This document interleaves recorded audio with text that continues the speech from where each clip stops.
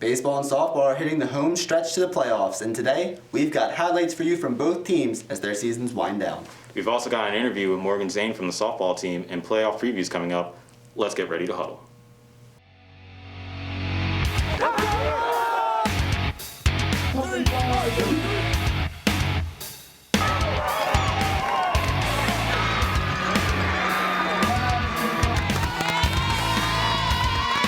Header towards the net, it's in! Leary throws it down.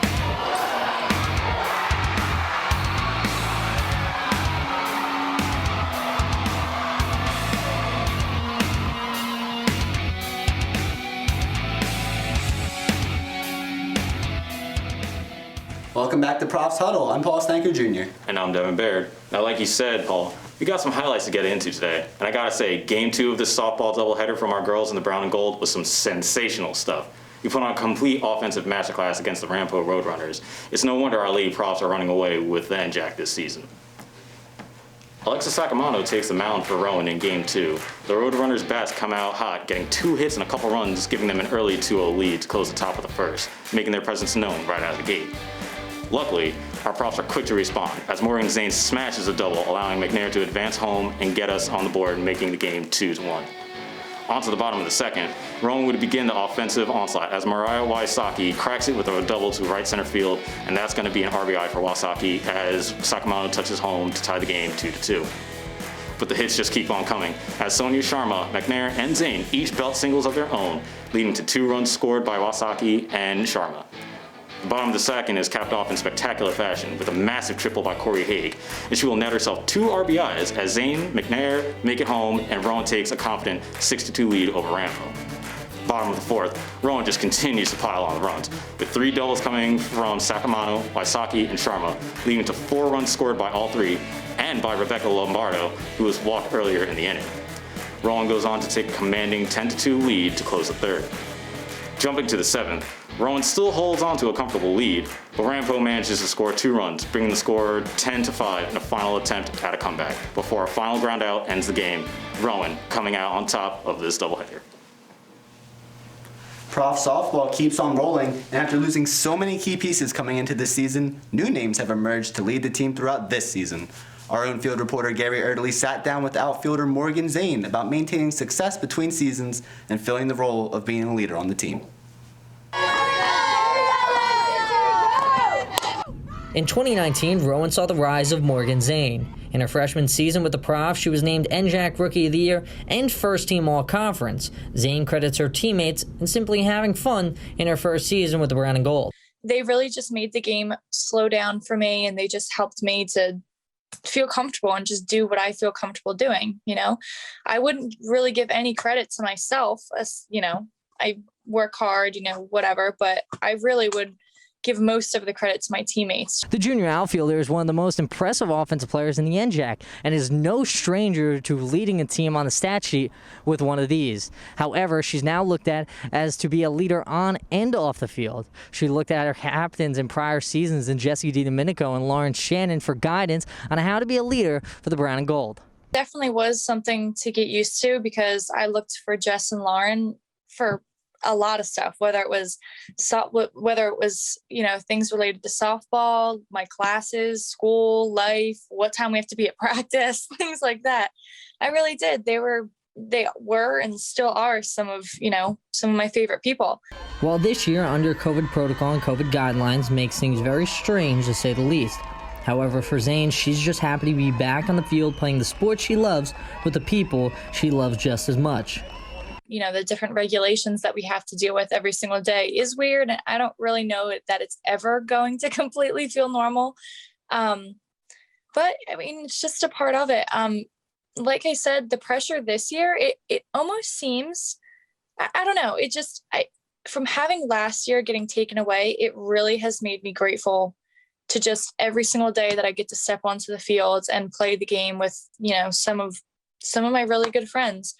The Pittsgrove, New Jersey native has helped the Profs get out to a 23-5 overall record, including a 17-1 in-conference record.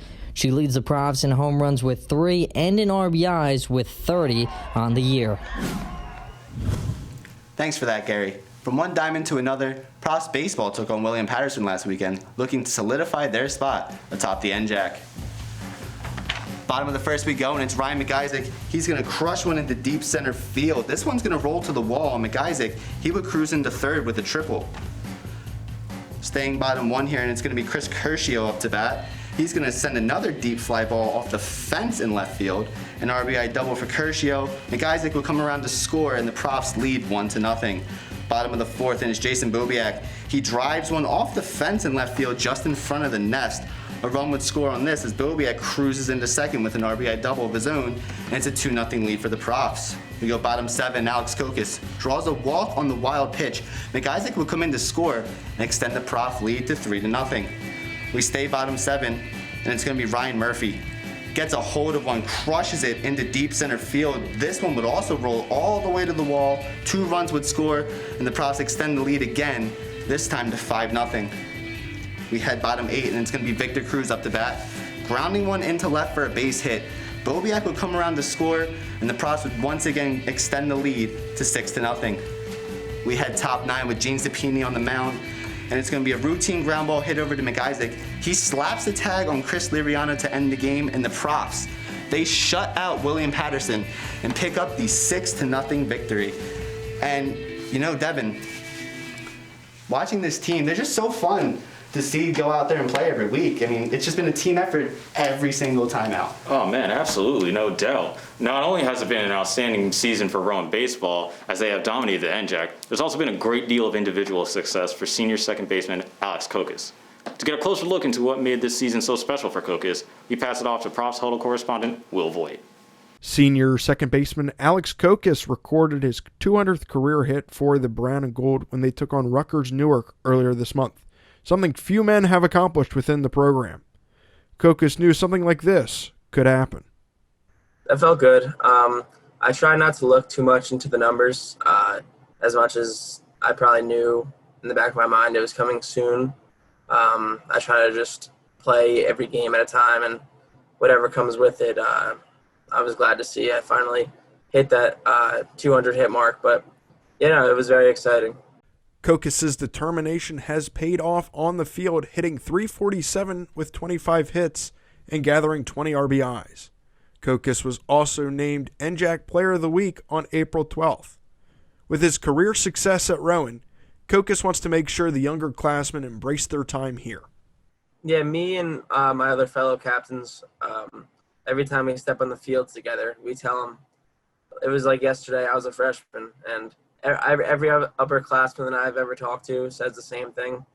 And just to take every day we're out there, just don't take it for granted, because you never know when it's over. And we always say we thought we were a freshman yesterday. It really goes by so quick. And just being out there with your teammates, even if it's not a game, just a couple practices, even if they're easy practices, just take advantage of being together, because it all ends quickly. Thanks for that, Will. A leader on and off the field for his fellow Profs, Alex Kokis made sure to leave a lasting impact on the team, one that will carry on as he finishes his historic season and his career as a Rowan athlete. Back to you, Paul. Thanks, Devin. Over to Twitter we go for some news about Rowan sports. 55 student athletes from Rowan were inducted into the Chi Alpha Sigma Honor Society, a nonprofit organization established to recognize college student athletes who excel both on and off the field of competition. Over to men's track and field, the 4x4 relay team beat rival TCNJ by over 10 seconds at the Philadelphia Metropolitan Collegiate Invitational. The Profs also ran the top time in Division III and finished second overall in the race, losing to Penn by just under 0.2 of a second. Lastly, tight end Austin Scott from South Plainfield, New Jersey, committed to Rowan this week to play football for the Profs this fall, something you can catch next season right here on Profs Huddle. Back to you, Devin. Well, as the regular season has come to a close, that only means the postseason has officially kicked off. It begins with our number 3 seed Rowan women's lacrosse team heading up to Ewing to face off against the number 2 seed TCNJ today in the semifinals of the NJAC tournament. Softball and baseball NJAC tournaments begin on May 4th as both of our teams ranked number 1 in their conferences. Softball sits at 23-5 and 17-1 in the conference, while baseball is at 15-3 and 13-1 in the conference. Lastly, Rowan's women's track and field will have their NJAC championship meet on May 8th, with our men's track and field team having their championship meet on May 9th. During these meets, both members of both teams will be competing not only to win the NJAC, but also qualify for the NCAA Division III championship meets, which take place May 27th through the 29th in North Carolina. In all season for our spring athletes, we here at Profs Huddle wish our athletes in the NJAC tournaments good luck. That'll do it for this season of Profs Huddle. Thank you guys at home for tuning in. For everyone here in the studio, I'm Paul Stanker Jr. And I'm Devin Baird. We'll see you guys next time when we get back in the huddle.